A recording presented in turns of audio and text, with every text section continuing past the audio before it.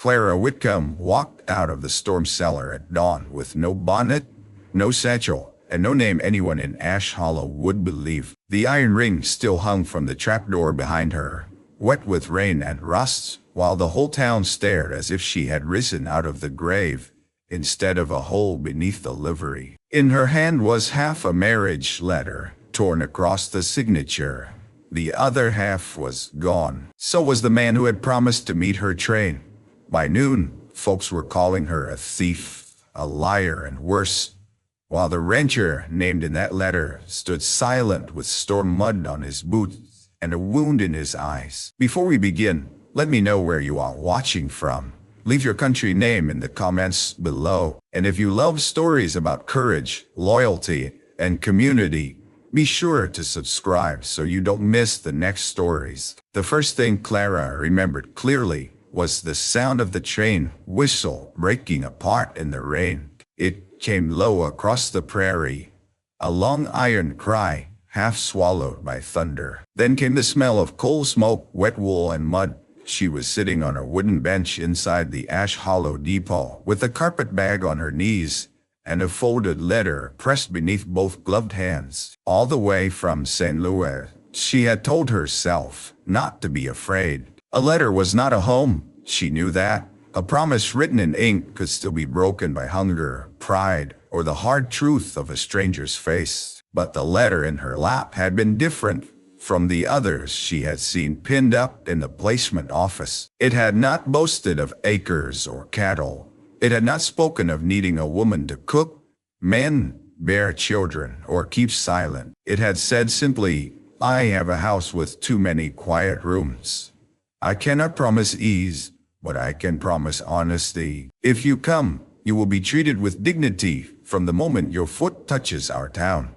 The letter had been signed Thomas Bell, North Range, Ash Hollow. And so Clara had come. She was 24 years old, though the mirror in the depot window made her look younger in the wash of rain, like a girl who had borrowed a grown woman's morning dress. Her brown hair was pinned plainly beneath a straw hat. Her gloves were mended at the thumbs. The carpet bag held 2 dresses, a Bible with her mother's name inside it, a tin of hairpins, $3 sewn into the hem of her gray skirt, and the only photograph she owned of the family she had lost to fever and death. A station agent with a drooping mustache moved behind the counter, counting tickets by lantern light. Outside, the last passengers hurried into wagons or under store awnings. Ash Hollow was not much more than a main street cut into the edge of the prairie, with a church steeple, a blacksmith's forge, a dry goods store, a schoolhouse, a hotel, 2 saloons, and boardwalks shining like river planks under the storm. Clara waited. At first she thought Thomas Bell must have been delayed by weather. Then the depot emptied. Then the station agent snuffed one lantern and looked at her over the top of his spectacles. "You waiting on kin, miss?" "My intended," Clara said, and the word caught a little in her throat. "Mr. Thomas Bell." Something shifted in the man's face. Not shock exactly, but caution. "Bell Place is 6 miles north. Then he is known here. Most folks are known here." He glanced toward the rain. "Storm's coming harder. Best take a room at the hotel if nobody shows." Clara touched the letter again. As if paper could keep a woman upright. He said he would meet the evening train. The station agent did not answer. A door opened at the far end of the depot. Wind rushed in, carrying rain and the smell of horses. A man stood there in a dark coat with his hat pulled low. He was tall, broad in the shoulders, and older than Clara had pictured Thomas Bell to be. His face was shadowed, but she saw pale eyes beneath the brim. "Miss Whitcomb?" he asked. Relief went through her so swiftly she nearly stood too fast. I, she said. "I am Clara Whitcomb." He looked past her, toward the counter, then back. "Storms washed the North Road. Mr. Bell sent me. Wagons out back."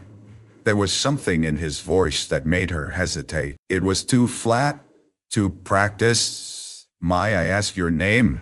"Reuben Call." She had never heard it before.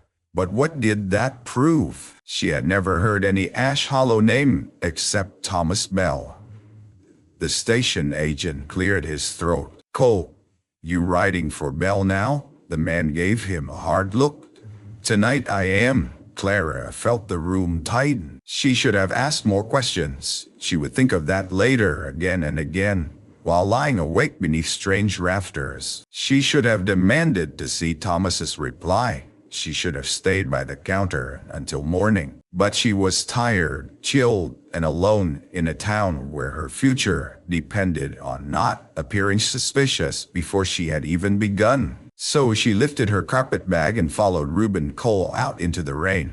The wagon was not at the front but behind the depot, near freight crates under a lean-to roof. His horse stamped and tossed its head as lightning flickered. Clara climbed up with difficulty, skirts wet, one hand clutching the letter inside her coat. Reuben said nothing as he took the reins. They did not turn north. At first she did not understand. The rain was too thick. The streets blurred. But when the wagon passed the darkened hotel and rattled behind the livery stable, Clara stiffened. "Sir, the road." Something struck the back of her head before she could finish. The world became thunder, blackwood, and the taste of blood. When she woke, she was underground. Cold earth pressed close around her. Water dripped somewhere above her. The storm hammered a door she could not see. Her wrists were not tied, but her carpet bag was gone. Her hat was gone. Her letter had been torn from her coat, all except the lower half she must have clenched in her hand without knowing. She crawled until her fingers found wooden steps. At the top was a trapdoor with an iron ring. She pushed. It did not move. She shoved with her shoulder. Pain burst through her head. She cried out, but the thunder swallowed her. Hours passed. Once, she thought she heard voices above. A man's boots, a woman's quick whisper, the scrape of something dragged across wood, then silence. By dawn, the storm had weakened to a cold mist. Clara found a broken mason jar on a shelf and struck it against the door seam until a sliver of glass cut her palm. She used that blood-slicked edge to scrape mud from a rusted latch. She pushed again. The trapdoor rose an inch, then slammed down. She pushed with every bit of strength she had left. The door burst open. Morning light fell over her like judgment. She climbed out behind the livery stable, into a yard full of puddles and wagon tracks. A boy carrying feed dropped his bucket. A woman on the boardwalk screamed. Within minutes, half the town had gathered, all staring at the soaked stranger rising from the storm cellar with torn sleeves, loose hair, and no answer that sounded sane. The sheriff came from across the street, buttoning his coat. "What's your name?" Clara opened her mouth. For one terrible moment, nothing came. Pain throbbed behind her eyes. She saw the depot, the letter, a man's hat, the wagon. Then the name came back in pieces. "Clara," she whispered. "Clara Whitcomb. Where are your papers? Taken. Who put you down there?" She looked around at the faces. Suspicion lived easily in a small town. It had already found her. A man named Reuben Cole. The sheriff's expression hardened. "Reuben Cole has been dead 3 years." A murmur moved through the crowd. Clara lifted the torn half of the letter. The ink was blurred, but a few words remained. Honest, dignity, North Range, and at the bottom, ragged where the signature had been, one dark stroke of a capital B-I. "Came to marry Thomas Bell," she said. This time the crowd did not murmur. It felt quiet.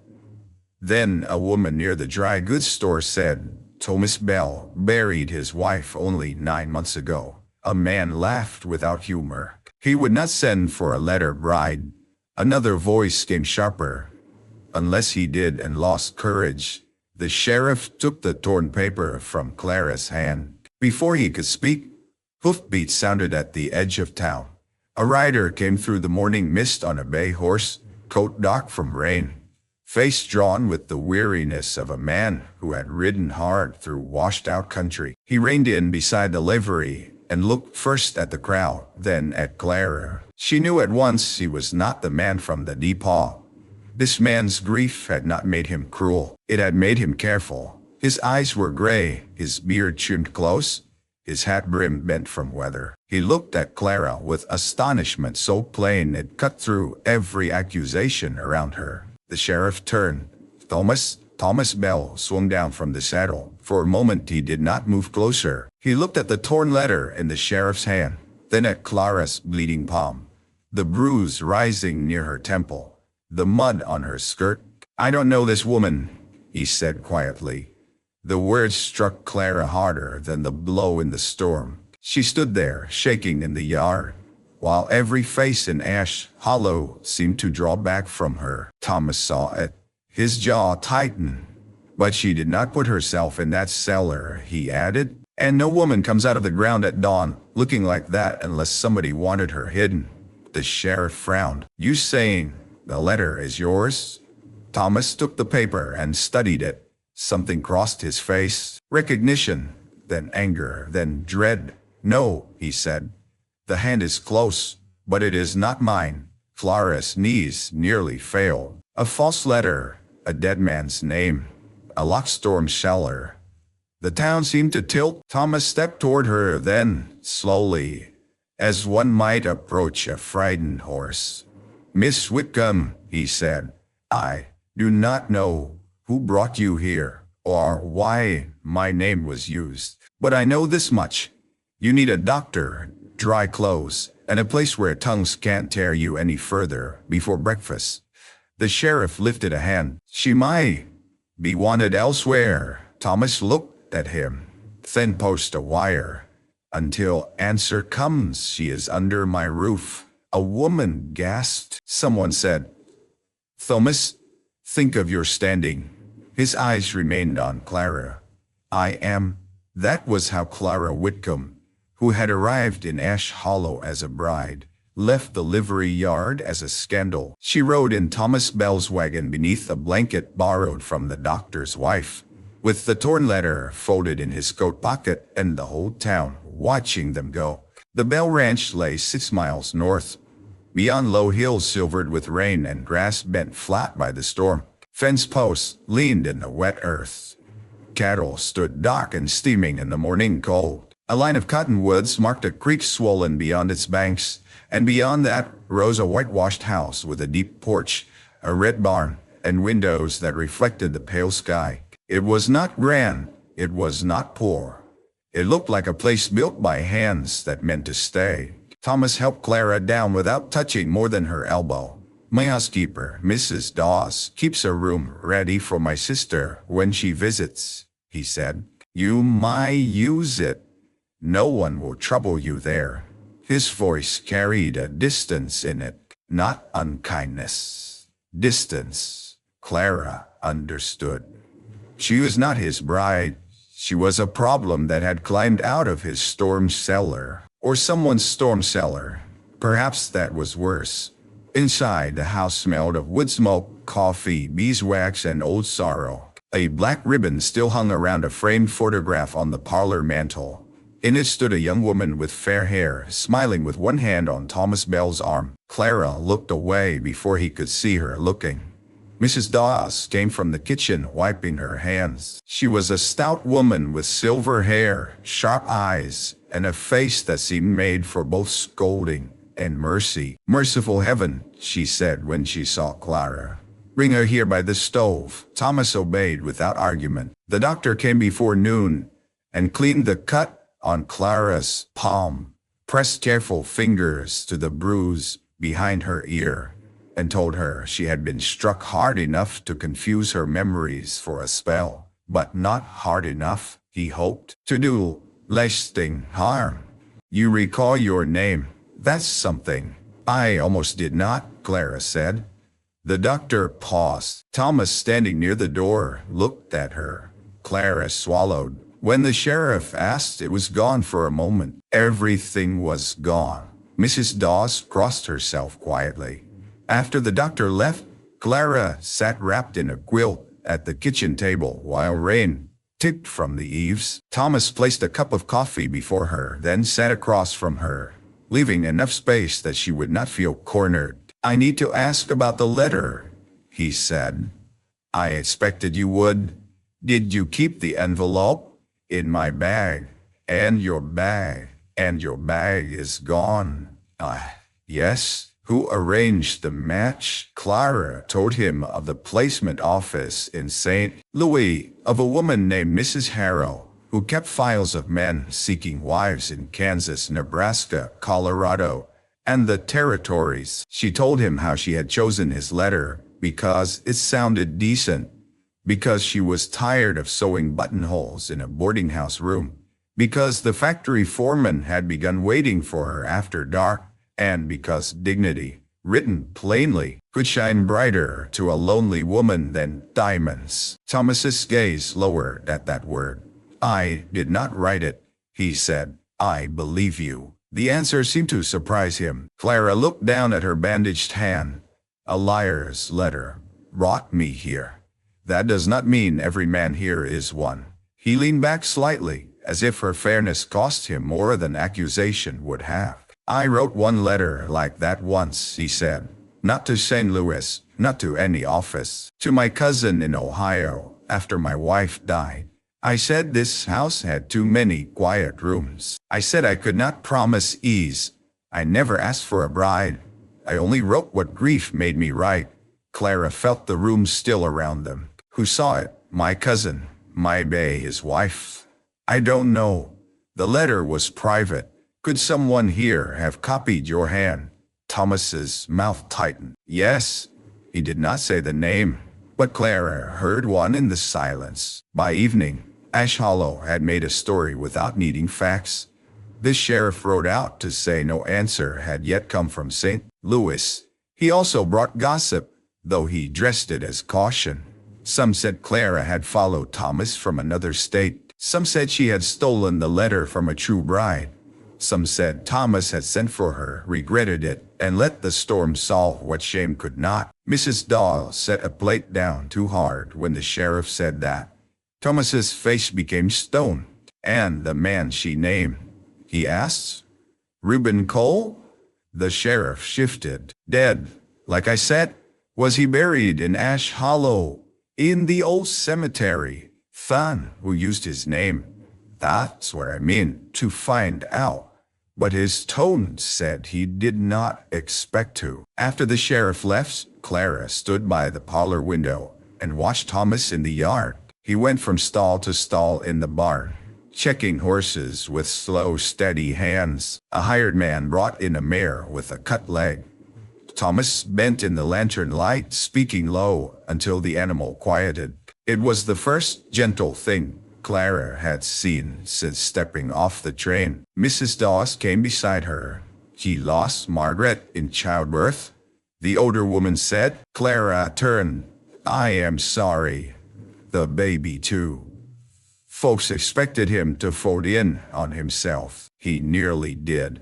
Then work pulled him back by the collar. Mrs. Dawes looked toward the barn. "Now this, I did not come to harm him. I know that." It was the first time anyone besides Thomas had said so. The next morning, church bells rang, though it was not Sunday. They rang for a town meeting. Ash Hollow had always preferred gathering before thinking, Mrs. Dawes said. Thomas told Clara she need not go. "If I stay hidden," Clara answered, "they will decide I am what they fear." So she went. The meeting was held in the church because the schoolhouse roof had leaked. Men stood along the back wall with hats in their hands. Women filled the pews, whispering behind gloves. Clara sat beside Mrs. Dawes near the front, while Thomas stood by the stove, arms folded, face unreadable. The sheriff read the facts he had. A woman arrived by train. A man claiming to ride for Thomas Bell took her away. She was found in the livery storm cellar. Her bag was missing. Her letter was torn. No man named Reuben Cole lived in Ash Hollow. Then Elias Voss stood. He owned the dry goods store, held mortgages on 2 farms, and dressed better than any man in town except the banker, who owed him money. He was smooth-faced, clean-cuffed, and spoke as if truth were something he sold by the yard. "I do not wish to be uncharitable," he began, which made Mrs. Dawes mutter. "Then, sit down," Elias continued. "But we must protect our town from schemes. A woman arrives with no papers, claims a dead man fetched her, and attaches herself to a grieving rancher of good property. Are we to pretend such stories do not happen?" Clara felt every eye return to her. Thomas took one step forward. "Mind yourself," Elias smiled thinly. "I am minding Ash Hollow." "Then start with the cellar under the livery," Thomas said, who had access. The livery owner, Mr. Pike, flushed. "Half the town could lift that door. It sticks, but it ain't locked most days." "It was locked on me," Clara said. Elias turned toward her. "Madam, you also said a dead man drove you there." Heat rose to her face, but she stood. "I said the man gave that name. I did not say the dead rose from his grave." A few women looked down, hiding surprise. One man coughed into his fist. Elias's smile faded. Clara's voice shook, but she kept going. "Someone knew I was coming. Someone knew Mr. Bell's words well enough to forge them. Someone took my bag. If I meant to deceive this town, I would have chosen a better entrance than a locked hole in the ground." For one breath, the church held still. Then the door opened. A boy from the telegraph office hurried in, cap crooked, envelope in hand. "Wire for Sheriff Mattis." The sheriff tore it open. Clara watched his face as he read. It did not soften. "St. Louis office confirms a Clara Whitcomb departed 3 days ago under a marriage arrangement," he said. Mrs. Dawes let out a small breath. The sheriff continued. "But they list the groom as Thomas Bell of Ash Hollow." The church erupted. Thomas stared at the paper. Clara gripped the pew in front of her. Elias Voss lifted his brows in polished sorrow. "Then either Mr. Bell has forgotten his own requests, or someone is lying closer than we like to think." Thomas looked at Clara then, and she saw the worst of it. Not doubt in her exactly, doubt in the ground beneath both of them. Because if the office had his name, the lie had traveled farther than Ash Hollow, and whoever had sent it had planned this long before the storm. The days that followed did not pass cleanly. They dragged. Clara remained at the Bell Ranch because no safer place offered itself. Thomas insisted on that before the sheriff, before Elias Voss, before anyone who rode out pretending to bring concern and leaving with gossip tucked under the saddle. But his protection came at a price. Every kindness he showed her fed the town's suspicion. Every distance he kept wounded her in ways she had no right to feel. She told herself that often. No right. He had not asked for her. He had not promised her anything. He owed her shelter until the truth could be found, and perhaps not even that. Yet when she heard his boots cross the porch at dawn, when she saw him lift a sack of grain as if it weighed no more than folded linen, when he removed his hat before speaking to Miss S. Dawes, though he was weary and troubled, something inside Clara settled and unsettled at once. Work saved her from thinking too much. On the third morning, she came downstairs before sunrise and found Mrs. Dawes kneading bread with a grimace, one hand pressed against her hip. "Let me," Clara said. "You're hurt?" "I have been hurt before. Red dough has never bested me." Mrs. Dawes eyed her, then stepped aside. By the time the sun broke through the clouds, Clara had set dough to rise, sliced salt pork, swept mud from the back entry, and found where the kitchen roof dripped into a pan behind the flour barrel. Thomas came in with 2 hired hands and stopped at the sight of her wearing one of Mrs. Dawes' aprons, hair pinned loose, sleeves rolled. "You need not earn your breakfast," he said. "I know." "Then why are you working?" "Because waiting makes fear grow teeth." One of the hired hands smiled at his plate. Thomas did not, but something in his eyes changed. That afternoon, a section of fence went down where the creek had risen. Cattle drifted toward the low meadow, and Thomas left with the men to turn them back. Clara watched from the port until she saw one rider's horse stumble near a washout. Without thinking, she gathered her skirt and ran for the barn. Mrs. Dawes called after her, but Clara had already seen what others had not. A calf had tangled itself in loose wire near the creek bank. Its bawling vanished beneath wind and water. Clara had been raised on no ranch, but hunger had taught her enough about animals in alleys and market yards. Pain made creatures wild. Fear made them worse. She took a coil of rope from a peg, mounted the gentlest mare after 2 failed attempts, and rode badly but stubbornly toward the sound. By the time Thomas saw her, she was already off the mare and knee-deep in mud, speaking to the calf as she worked the wire free with her bandaged hand. "Clara!" His voice cracked like a gunshot. "Get back! The wire is cutting deeper. The bank will give." "I see that." She did not see enough. The ground lurched beneath her left foot. Water surged cold around her boot. Thomas reached her in 3 strides, caught the back of her waist, and hauled her upward just as the creek bank collapsed where she had been kneeling. The calf came free, staggering. Clara landed hard against Thomas's chest. For 1 second, his arms were around her, and the whole wet world narrowed to breath, heartbeat, and the smell of rain in his coat. Then he released her quickly. Anger flashed across his face, but beneath it was fear. "Do not do that again. She would have died. And you might have." Clara stood, shaking now that danger had passed. "I know the difference between foolishness and a life needing help, Mr. Barrel." His expression changed. "So do I," he said quietly. Neither spoke as they led the calf back. That evening, Thomas brought a small parcel to the kitchen table. Inside was a pair of leather work gloves, new but plain. "For your hand," he said. Clara touched them with her fingertips. "I cannot pay you. I did not ask." "I know. That is what makes it harder." Mrs. Dawes pretended not to listen from the stove. Thomas sat across from Clara, the lamplight softening the tired lines around his eyes. "My wife used to say pride is just fear wearing church clothes." Clara smiled despite herself. "She sounds wise." He was. He looked toward the dock window. "She would have liked you." The words startled them both. He rose too quickly. "I need to check the barn."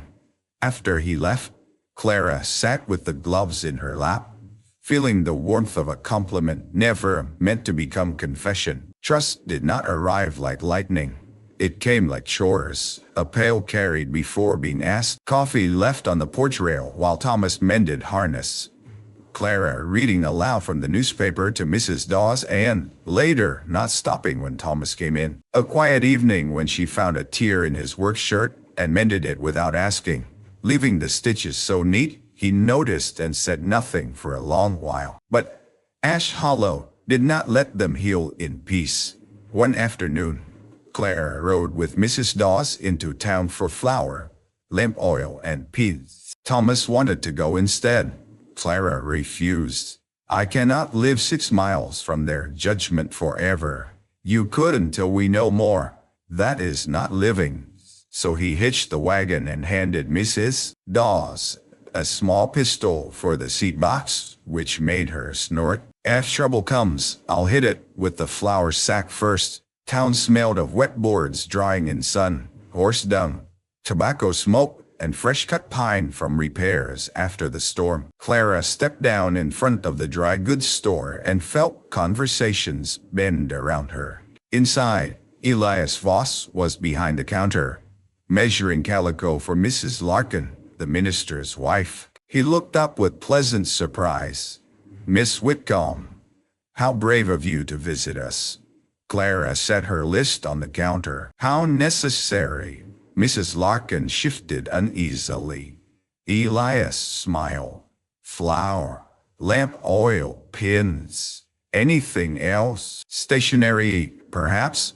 Some ladies find letter writing useful when accounts must be set straight." The insult was soft enough to deny. Clara met his eye. "I had a letter once. It nearly killed me. Mrs. Larkin inhaled. Elias's hand paused on the ledger. Tragic, he said. Yes, especially for the man who wrote it. When he is found, for the first time, Elias Voss looked at her without polish. Only a flash, then it was gone. Outside, as Mrs. Dawes loaded supplies, Clara saw a little girl crouched near the alley behind the store. She held something muddy in both hands. When Clara approached, the child startled. What have you found? The girl hid it. Clara knelt, keeping distance. I am not cross. The child's eyes flicked toward the store. Pa says not to talk to you. Many fathers say many things. That one the smallest smile. The girl opened her hands. A brass button lay in her palm, stamped with the letters R.C. Clara's breath caught. Where did you find it? By the cellar door after the storm. Mr. Voss said it was trash. Mr. Voss saw it? The child nodded. He told me throw it away. Clara held out her hand. May I trade you for it? I ain't supposed to. Clara reached into her pocket and found a peppermint Mrs. Dawes had given her for the ride. For your trouble, the girl considered, then dropped the button into Clara's palm and took the candy. Mrs. Dawes called from the wagon. Clara closed her fingers around the button. R.C. Reuben Cole. Dead man did not lose buttons. That night, Thomas held a button under a lamplight in the barn. Could belong to anyone, he said, but his voice had changed. Anyone with those initials. Or someone who wanted us to think so. Why would Elias Voss tell a child to throw it away? Thomas looked toward the open barn door, where prairie darkness pressed close. Because Elias Voss has spent years wanting my north range.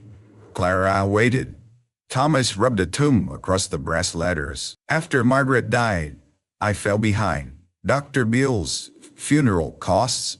Bad winter. Voss offered to buy the north pasture, then the water rights. I refused. He holds notes on half this county, but not mine. That troubles him. And a Letterbrize scandal would trouble you.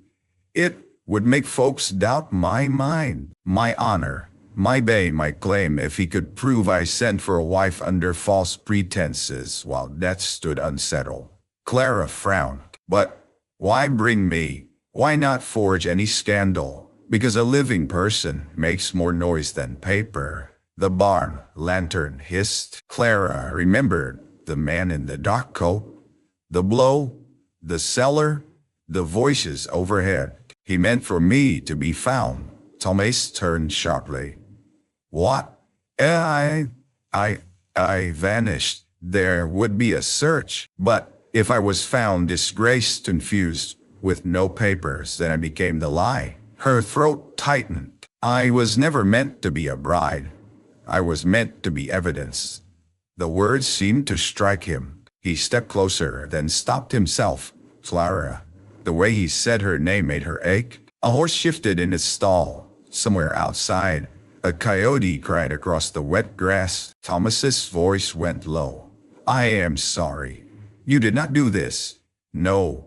But my grief wrote the first words. Someone twisted. My trouble with Voss opened the door.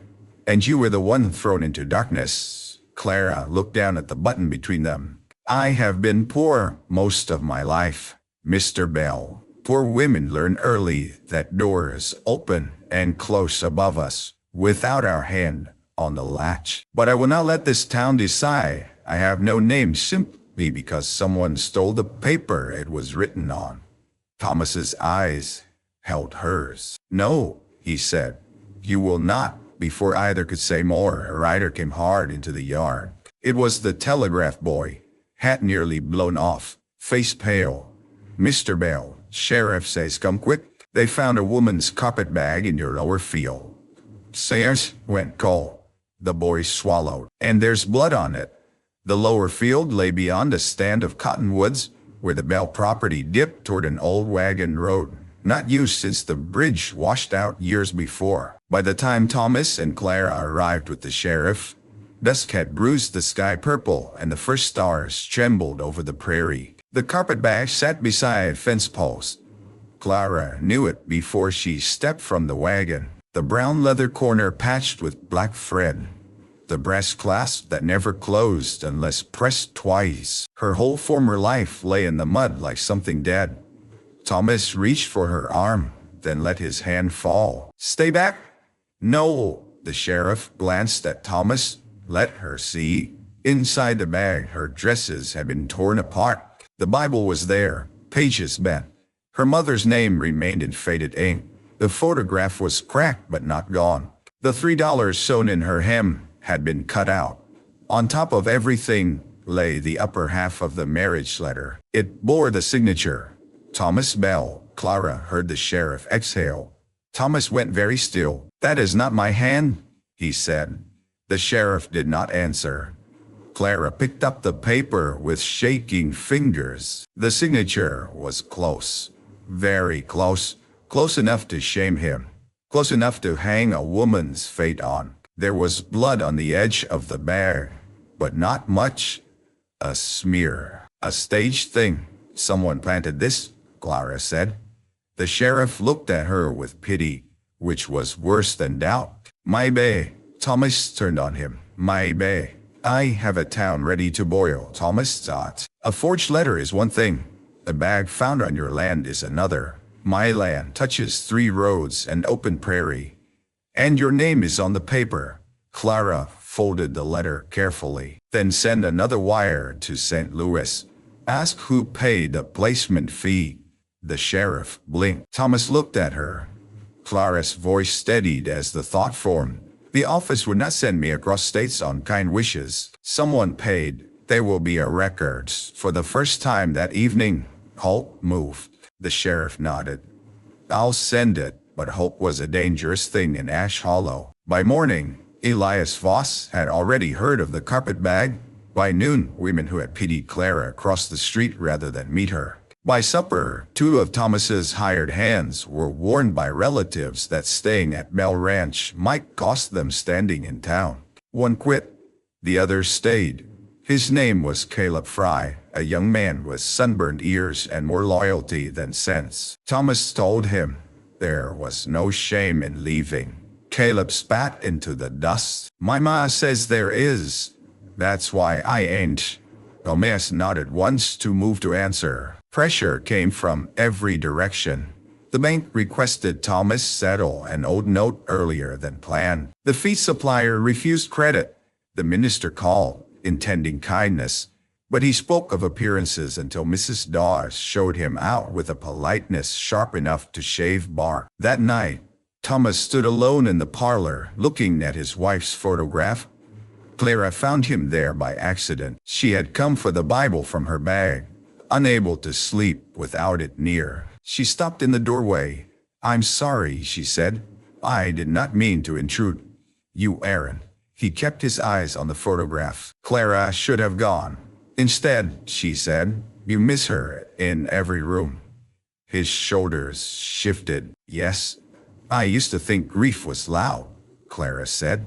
"When my mother died, I wept until I had no voice. But after my father passed, grief became quiet. It sat at the table. It waited by the wash basin. It followed me to market. Quiet grief is harder to explain."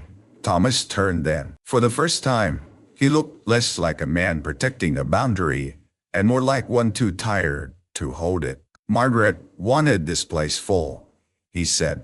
"Children, neighbors, music on Christmas. I wanted whatever she wanted because wanting came easy to her."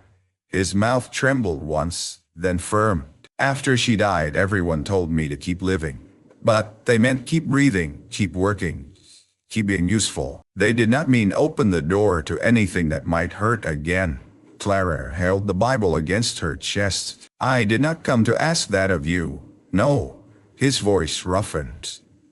"That is the trouble. You ask less than anyone, and somehow I find myself wanting to give more." The room seemed to draw in around them. Clara felt the danger of that truth. Not danger like the cellar, not like gossip or Elias Voss, a more tender danger. The kind that could leave a person lonelier after hope than before it. She stepped back. Good night, Mr. Bell. Clara. She stopped. My name is Thomas. She did not turn around, because if she did, her face would tell too much. Good night, Thomas. The next day brought the answer from St. Louis. The placement fee had been paid by bank draft. The name on the draft was not Thomas Bell. It was alias Voss. The town should have believed then. A fair town would have. But Ash Hollow was not unfair because its people were evil. It was unfair because fear had been given time to settle. Elias acted outraged. He claimed he had paid a charitable fee for another man months ago, and his name must have been misused. He demanded proof. He reminded everyone that Thomas Bell had motive to deny the arrangement. He suggested Clara and Thomas together had forged a quarrel to trap him. And then he made his boldest move. He filed a claim against Thomas's North Range, citing unpaid debts purchased quietly from the old bank ledger. If Thomas could not pay within 7 days, the water rights would pass under court order. The ranch would survive, perhaps, but not whole, and not free. Thomas read the notice at the kitchen table while rain clouds gathered again over the west. Mrs. Dawes sat down heavily. Caleb swore under his breath and apologized to Clara. Thomas folded the paper once, then again.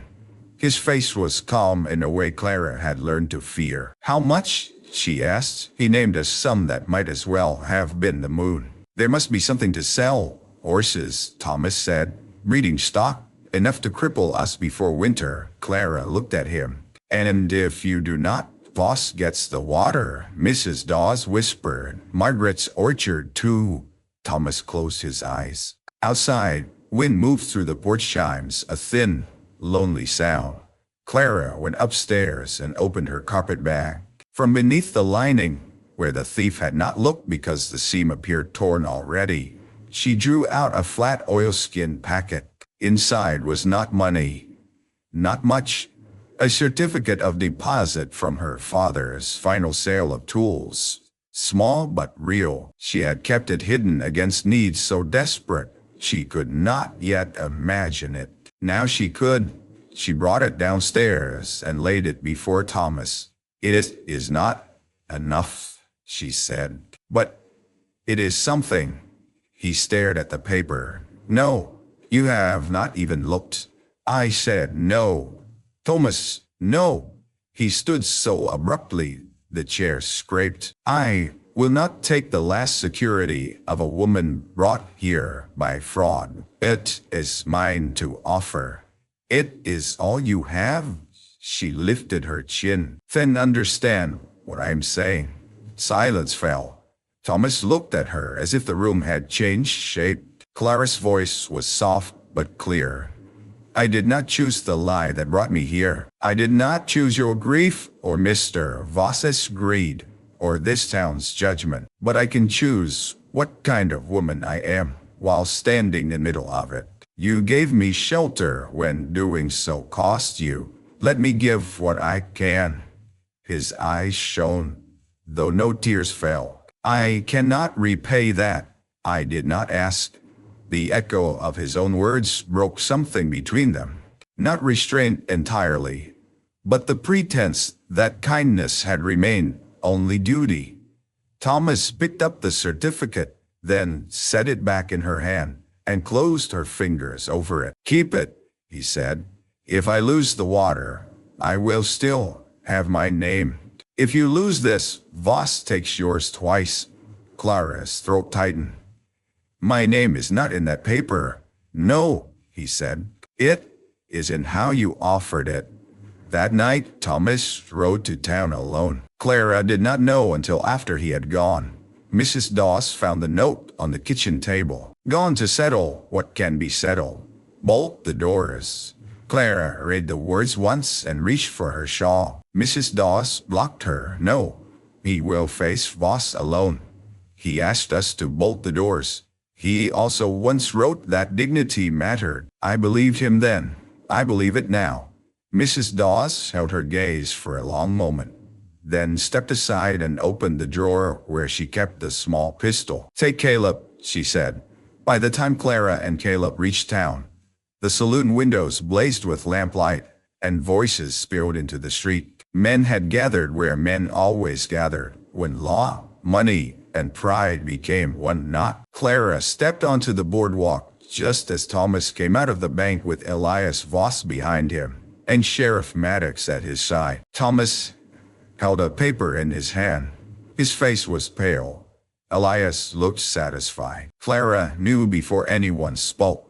Thomas had signed sale papers for half his breeding stock and the lower meadow, raising enough to delay the claim but not defeat it. He had sacrificed the future of the ranch to keep the water one season more. "You should not have come," Thomas said when he saw her. "Neither should you have gone alone." Elias descended the bank steps, smiling. "How touching!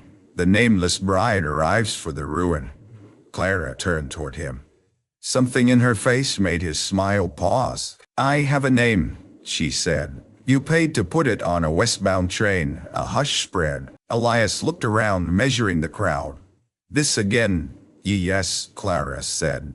"Again, until truth tires of hiding." She stepped into the muddy street, no longer caring that every eye followed. "You knew Thomas Bell's private words. You copied them. You paid the placement office. You sent a man under a dead name to fetch me. You meant for me to be found disgraced so Thomas would be weakened before you took his land." Elias laughed lightly. "A fine speech. Where is your proof?" Clara's hand went cold around the brass button in her pocket. Not enough, she knew. The button was not enough.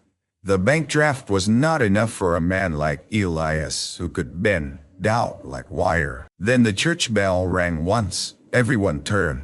A rider came down the street leading a second horse. On that second horse, slumped in the saddle with his hands tied, was the man from the depot. Clara stopped breathing. His hat was gone. His face was bruised. But she knew him. The pale eyes, the hard mouth. Reuben Cole, who was not Reuben Cole at all. The rider beside him was Mr. Pike from the livery, raincoat flapping, jaw set. The sheriff swore and strode forward. "Where did you find him?" "Old sod shack beyond the east ridge," Pike said. "My missing wagon harness was there too, and Miss Whitcomb's hat." The prisoner lifted his head. His gaze found Elias Voss. In that one glance, the whole town saw the lie tremble. Elias backed one step. "I do not know that man." The prisoner laughed bitterly. "You knew me well enough when you paid me." The sheriff seized him by the collar. "Name, Silas Greer. Who hired you?" Silas spat blood into the mud. Asked the fine man with clean cuffs. Elias turned to go, but Thomas moved first. He did not strike him. He simply stepped into his path, tall and immovable. "No," Thomas said. Elias's face twisted. "You have nothing." Clara stepped forward and held out the brass button. He wore a coat marked with dead Reuben Cole's initials. "The child found this by the cellar. You told her to throw it away." Mrs. Larkin, standing near the church step, turned to the crowd. "My niece told me the same." Another woman spoke. "She saw Mr. Voss behind the livery after the storm." Then, Mr. Pike said, "He borrowed my cellar key 2 days before, claimed he needed storage for lamp oil." Voices rose. Not gossip this time. Memory, truth, once invited, came through every crack. Elias looked from face to face and found no easy purchase. The sheriff took his arm. "You will come with me." Elias jerked away. "This town will regret humiliating me." Thomas's voice was low. "No. It will regret believing you for so long." Elias lunged then, not at Thomas, but toward Clara, rage choosing the easier target. Thomas caught him before he reached her, and both men went down in the mud. The sheriff and Caleb pulled Elias up, twisting his arms behind him as he cursed every name in Ash Hollow. When it was over, the street was silent except for Elias's breathing and the jingle of harness. Clara stood shaking. Thomas came to her, mud on his coat, one cheek scraped, eyes full of what he had not dared show before. "Did he hurt you?" "No." His hand hovered near her shoulder, asking without words. This time, Clara stepped into his arms. The whole town watched, but she no longer felt nameless beneath their gaze. She felt tired, bruised, alive, held by a man who had lost enough to know the cost of holding on. The sheriff locked Elias Voss and Silas Greer in adjoining cells before midnight. By morning, more evidence came from places Elias had believed too small to matter. Ledger entries, a copied scrap of Thomas's old letter found in Elias's desk, the livery key wrapped in an oilcloth, a bank clerk who admitted the draft had been issued under Elias's instruction, a young telegraph operator who remembered the wording sent to St. Louis. Ash Hollow woke slowly to its shame. Some folks apologized quickly because quick apologies ask little of the one giving them. Others avoided Clara because guilt made cowards of them. Mrs. Larkin came to the ranch with a basket of bread, preserves, and tears. She admitted she had believed too much and asked forgiveness with no excuse attached. Clara accepted, though forgiveness, she was learning, did not mean pretending harm had not happened. It meant refusing to let harm choose the shape of every tomorrow. Thomas recovered the sale papers before they were filed. Elias's claim collapsed with his reputation. The bank, eager to distance itself from fraud, extended the old note on fair terms. The North Range remained bell land. The orchard remained untouched. The water kept running beneath the cottonwoods as if greed had never bent over it. But the larger question remained in the house. Clara could leave. The placement office sent a wire full of apologies and offered passage back east. There was talk of legal testimony later, but no need for her to remain in Ash Hollow once statements were taken. Her certificate of deposit was still hers. Her carpet bag, though battered, was packed again. Her mother's Bible lay on top. For 2 days, Thomas said nothing of staying. Neither did Clara. They moved around each other with aching politeness. He thanked her for helping Mrs. Dawes. She thanked him for seeing to the wagon. He asked if she needed a warmer shawl for her travel. She said she had managed colder journeys. Every sentence was a door left almost open and then gently closed. On the third evening, Clara walked to the storm cellar behind the livery. She had not returned there since dawn lifted her out of it. The door had been repaired and left open to air. Sunlight lay across the steps. Dust floated where darkness had once pressed close. She stood there a long while. Thomas found her near sunset. "I thought you might be here," he said. Clara did not turn. "I wanted to see it while I could choose to leave." He stood beside her, leaving space. "Does it still frighten you?" Yes, she looked down into the cellar, but not as much as it did. A locked door is different once you have opened it. Thomas nodded. The town moved softly around them. A horse blew in the livery yard. Somewhere a hammer struck nails.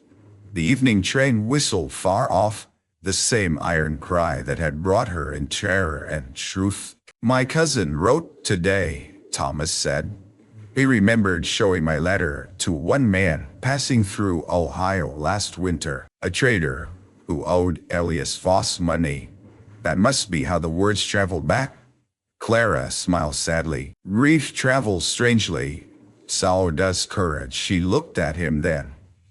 His hat was in his hands. The setting sun warmed the edges of his hair and made him seem both younger and more worn. "I have been trying," he said, "to find honorable words that do not burden you. Have you found them?" "No." That almost made her smile. Thomas took a breath. "You came here because a letter lied. If you stay because you feel grateful or trapped or sorry for me, then the lie still owns part of us. I cannot bear that. But if you leave because you think my silence means I want you gone, that would be another lie." Clara's heart began to beat hard. He looked toward the open cellar door. "I loved my wife. I will not make my life smaller by pretending I did not. But grief is not the same as faithfulness. I think I mistook the two for a long while." Clara's eyes filled. Thomas turned the brim of his hat in his hands. I cannot offer you the letter you were promised. That letter was false. I can offer only what is true. A house that still has quiet rooms, work that will tire your hands, a town that owes you more kindness than it might know how to give, a man who is afraid but not unwilling, his voice roughened, and dignity, Clara. From the moment you choose it, whether that choice is to stay or go, the same word that had carried her across miles now stood before her in flesh and breath. Clara looked toward the main street. People moved there beneath lantern light. Some glanced her way, then looked down. Some nodded. A little girl near the dry goods store lifted her hand shyly. The peppermint child who had found the button. Clara lifted hers back. I do not want to be chosen because I was wrong, she said. You are not. I do not want to be a replacement for a woman you bury. You could never be. I do not know how to belong here. Thomas smiled then, small and unguarded. Neither do I. Most days, that was the answer that undid her. Not a grand promise, not a sudden sweeping vow. The truth of two people standing in the dust, admitting they did not know the whole road but could see the next step. Clara reached into her pocket and took out the torn halves of the letter. The sheriff had returned them after the evidence was copied. She had carried them like a wound. She joined the pieces once, looking at the false signature, the stolen words, the promise that had nearly buried her. Then she tore them again. Thomas watched but did not stop her. Clara let the pieces fall into the open storm cellar. They drifted down like pale leaves. My name is Clara Whitcomb, she said. My father was Samuel Whitcomb, a carpenter. My mother was Ellen, who sang hymns while she mended. I came west because I was tired of being afraid. I stayed alive because I would not let a locked door be the last word spoken over me. She looked at Thomas. If I stay, it will be because I choose Thomas Bell, not the letter, not the lie. You, he closed his eyes briefly, as if receiving something sacred. When he opened them, he offered his hand. She took it. There was no kiss in the street, not then. Their love had not been built for spectacle. It had grown in bread dough, creek mud, mended cloth, a brass button, a refused sacrifice, and the hard labor of truth. So they walked back through town hand in hand, and that was enough to make every watcher understand. Ash Hollow changed by inches after that. At church the next Sunday, Reverend Larkin stood before the congregation and spoke plainly about false witness. He did not name Elias, who was awaiting trial under guard, but he did name the sin of enjoying a story before knowing whether it was true. Then he stepped down, walked to Clara where she sat beside Mrs. Dawes, and apologized in front of everyone for failing her when she most needed charity. Clara accepted, and the church exhaled. The women who had whispered invited her to quilting, and though the first hour was stiff as new canvas, the second brought talk of weather, then recipes, then laughter, gentle enough not to demand Clara forget. Men came to Thomas offering labor to repair the creek fence. Caleb returned with 2 cousins and no mention of pay. Mr. Pike nailed a new latch on the livery storm cellar and left it open every day until winter, as if sunlight itself were a public confession. Spring worked its way over the prairie. Green returned to the low hills. The orchard Margaret had planted bloomed white behind the Bell house, and Clara tended it carefully, not because she wished to erase the woman who came before, but because love did not need every root to be its own. Sometimes Thomas found her there, touching the blossoms as if greeting someone she had never met but had come to respect. They married in June, when the grass was high and the creek ran clear. It was not a hurried wedding, and not a secret one. Clara wore a cream dress Mrs. Dawes altered by hand. Thomas wore his dark suit and carried no shadow of shame. The whole town came, some out of affection, some out of repentance, and a few because no one in Ash Hollow could bear being absent from the ending of a story they had once told wrong. Before the vows, Sheriff Maddox handed Clara a small envelope. "What is this?" "Your statement copy. Case is finished." Voss confessed enough to spare himself worse sentencing, though I doubt the judge will be tender. Clara opened the envelope. Inside was the official record, with her name written clearly, Clara Whitcomb.